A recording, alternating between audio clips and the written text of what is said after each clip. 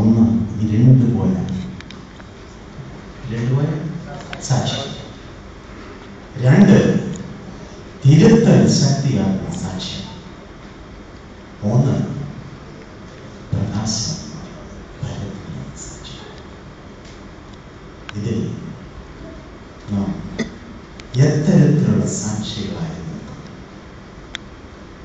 ഇന്ന് വളരെ സമ്പന്നമായ ഒരു സഭയോടുള്ള ദൈവത്തിന്റെ ദൂതാണ് അറിയിക്കുവാൻ ദൈവത്തിന്റെ ആത്മാവ് എന്നെ പ്രേരിപ്പിക്കുന്നതാണ്. അത് നിങ്ങളെ കുറ്റം പറയാനല്ല, അത് നിങ്ങൾ തരത്തിൽ ധരിക്കാം. ഇന്ന് വളരെ ഗൗരവമായി നാം ചിന്തിക്കേണ്ട ചില വിഷയങ്ങൾ നമ്മുടെ മുന്നിൽ ഉള്ളതുകൊണ്ട് ഈ പ്രത്യേക വിഷയം എടുക്കുന്നു എന്ന് മാത്രം. കർത്താവേ, അടിയന്റെ വായിലെ വാക്കുകളാണ്, അടിയങ്ങളുടെ ഹൃദയത്തിലെ ധ്യാനവും അങ്ങേക്ക് പ്രസാദകരമായിരിക്കണമേ. യേശുവിന്റെ നാമത്തിൽ ഞങ്ങളുടെ യാചന കേൾക്കണം. അപ്പോൾ വെളിപാട് പുസ്തകം 3-ാം അധ്യായത്തിന്റെ 14 മുതൽ 22 വരെയുള്ള വാക്യങ്ങൾ ദയവായി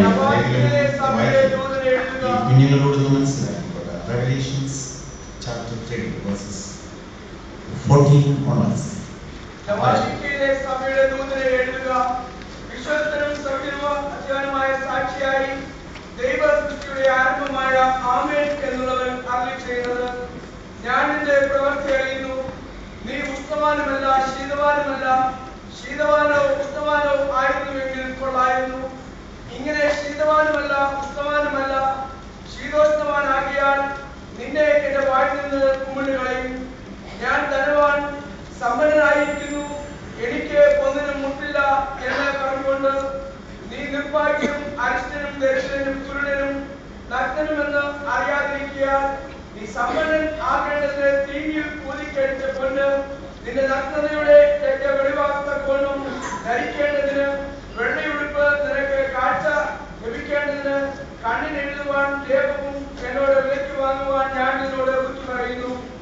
എനിക്ക് പ്രിയമുള്ളവരെ, ഒക്കെയും ഞാൻ ശാസിക്കുകയും ശിക്ഷിക്കുകയും ചെയ്യുന്നു. ആകയാൽ നീ ജാഗ്രതയുള്ളവനായിരിക്കുക, മാനസാന്തരപ്പെടുക. ഞാൻ വാതിൽക്കൽ നിന്ന് മുട്ടുന്നു. ആരെങ്കിലും എന്റെ ശബ്ദം കേട്ട് വാതിൽ തുറന്നാൽ ഞാൻ അവന്റെ അടുക്കൽ ചെന്ന് അവനോടും അവൻ എന്നോടും കൂടെ അത്താഴം കഴിക്കും. ജയിക്കുന്നവരെ ഞാൻ എന്നോടും കൂടെ എന്റെ സിംഹാസനത്തിൽ ഇരിപ്പാൻ വരം നൽകും. ഞാനും ജയിച്ചു എന്റെ പിതാവിനോട് കൂടെ അവന്റെ സിംഹാസനത്തിൽ ഇരുന്നത് പോലെ തന്നെ ആത്മാവ് സഭകളോട് പറയുന്നത് എന്തെന്ന് ചെവിയുള്ളവൻ കേൾക്കട്ടെ. ഞാൻ ധനവാൻ സമ്പന്നനായിരിക്കുന്നു, എനിക്ക് ഒന്നിനും മുട്ടില്ല എന്ന് പറഞ്ഞുകൊണ്ട് നീ നിർഭാഗ്യനും അരിഷ്ടനും ദരിദ്രനും കുരുടനും നഗ്നനും എന്ന് അറിയാതിരിക്കുകയാണ്. നീ സമ്പന്നനാകേണ്ടതിന് തീയിൽ ഊതിക്കഴിച്ച പൊന്നും നിന്റെ നഗ്നതയുടെ ലജ്ജ വെളിവാകാതെ വണ്ണം ധരിക്കേണ്ടതിന് വെള്ളയുടുപ്പും നിനക്ക് കാഴ്ച ലഭിക്കേണ്ടതിന് കണ്ണിൽ എഴുതുവാൻ ലേപവും എന്നോട് വിലയ്ക്ക് വാങ്ങുവാൻ ഞാൻ നിന്നോട് ബുദ്ധി പറയുന്നു. ഞാൻ വാതിക്കൽ നിന്ന് മുട്ടുന്നു, മാനസാന്തരപ്പെടുക. ഞാൻ വാതിക്കൽ നിന്ന് മുട്ടുന്നു. ആരെങ്കിലും എന്റെ ശബ്ദം കേട്ട് വാതിൽ തുറന്നാൽ ഞാൻ അവന്റെ അടുക്കൽ ചെന്ന് അവനോടും അവൻ എന്നോടും കൂടെ അത്താഴം കഴിക്കും.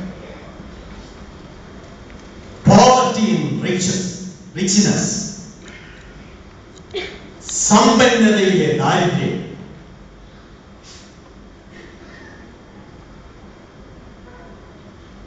റോമൻ സാമ്രാജ്യത്തിൽ ഒട്ടാകെ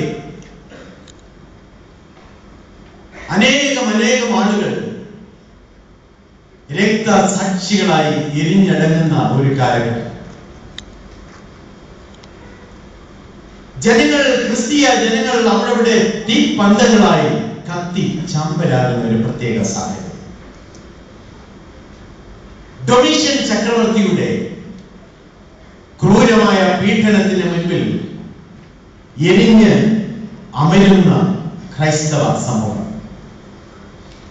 എന്തുകൊണ്ടാണ് ഡൊമീഷ്യൻ ചക്രവർത്തി ക്രിസ്ത്യാനികളെ ഇപ്രകാരം നിഗ്രഹിക്കുവാൻ തുടങ്ങിയത്? വളരെ നിസ്സാരമായ ഒരു കാരണത്തിന്റെ പേരിലാണ്.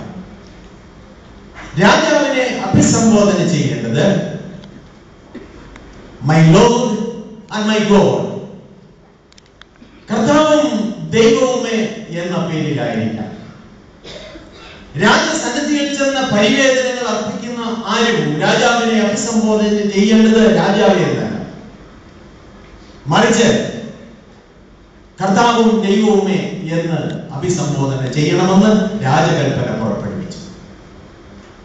അന്ന് വളർന്നു വരുന്ന ക്രൈസ്തവ സമൂഹം പറഞ്ഞു, അത് ഞങ്ങൾ രാജാവിന്റെ മുമ്പിൽ പറയില്ല, ഞങ്ങൾക്കൊരൊറ്റയാൾ മാത്രമേ ഉള്ളൂ, കർത്താവും ദൈവവും. അതുകൊണ്ട് തന്നെ ക്രിസ്ത്യാനികളെ കൊന്നൊടുക്കുവാൻ ഡൊമീഷ്യൻ ചക്രവർത്തി തയ്യാറാവുകയാണ്. AD 95 അടുത്ത് നടക്കുന്നതായിട്ടുള്ള സംഭവമാണ് ഇവിടെ നാം വായിച്ചു കേൾക്കുന്നത്. ക്രിസ്തീയ നേതൃത്വ സ്ഥാനത്ത് അന്ന് തിളങ്ങി നിന്ന യോഹന്നാൻ അപ്പോസ്തലനെ ഈജിയൻ കടലിലുള്ള പത്മോസ് ദ്വീപിലേക്ക് ഒറ്റയ്ക്ക് നാടുകടത്തുകയാണ്.